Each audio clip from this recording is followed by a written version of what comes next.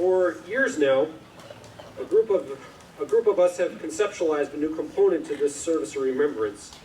It is entitled A Voice from Tamaqua's War Dead. And the idea behind it is very simple.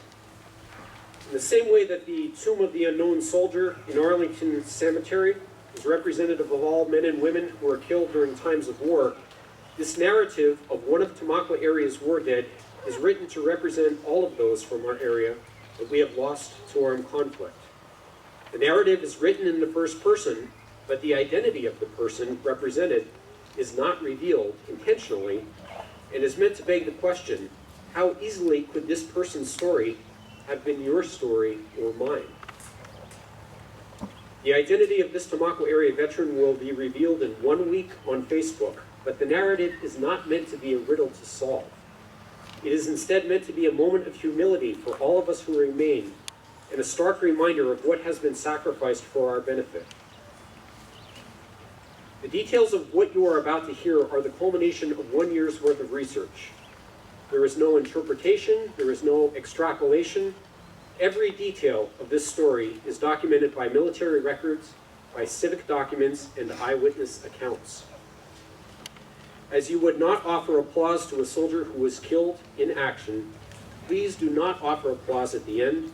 The narrative will lead directly into the roll call of deceased veterans.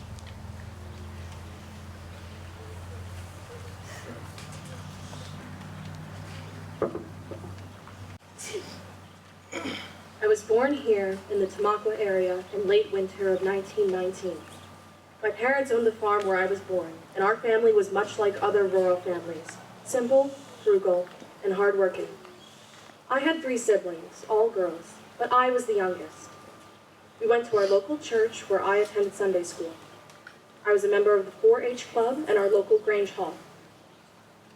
I graduated from the high school in 1937 and enrolled at the Stroudsburg Teachers College for 1 year.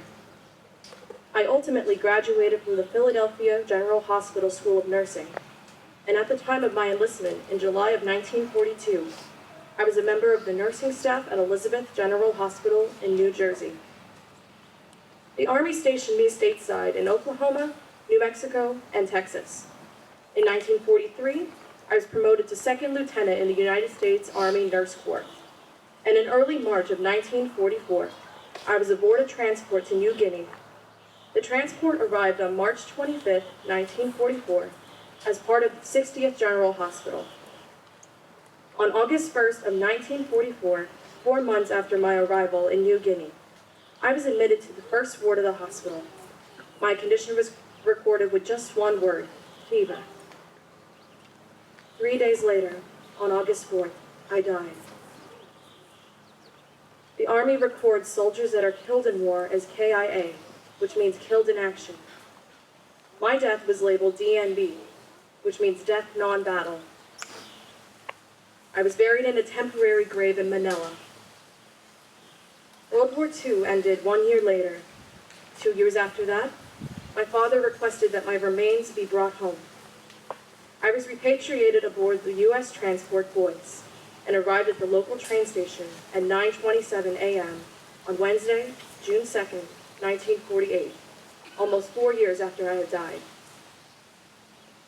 My parents were waiting for me. As the casket was lowered from the car with my military escort standing nearby, my mother became hysterical. Even though I died 4 years earlier, I think it only became a reality for her that day. They transported the casket to a local cemetery where I was permanently laid to rest. No military honors were rendered. It was not until 1986 that my father joined my mother and me in the cemetery. My 3 sisters were all married and went on to have families. They passed away years later, having lived full lives. I died at 25 years old, literally half a world away, in the company of strangers. The citation given to my parents says, "This death occurred so that others might live." Even though I wasn't killed in war, I died during the war while in service to this country. I died serving you.